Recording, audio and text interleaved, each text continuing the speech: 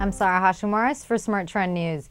Shares of Apple have dropped 3% Tuesday from rumors that the company may have to recall its iPhone 4 due to antenna reception issues. Citigroup analyst Richard Gardner commented on the potential recall in a press release today, writing, quote, "We consider the probability of a recall to be very low, given our view that the issue in question is not serious enough to warrant a recall." While bridging two portions of the antenna with one's hand on the lower left corner of the phone does cause signal degradation, it does not typically result in dropped calls unless the signal from the cell tower is already weak. Excluding this issue, overall signal reception on iPhone 4 seems at least as good, if not slightly better, than reception on the iPhone 3GS, end quote. Gardner added that Apple should offer a free bumper or case to iPhone 4 customers as a cost-effective solution to the failed reception issues. Quote, "We continue to view Apple shares as a compelling buy at current levels and reiterate our $330 target," end quote, Gardner added. Shares of Apple continue to trade down 2.95% Tuesday afternoon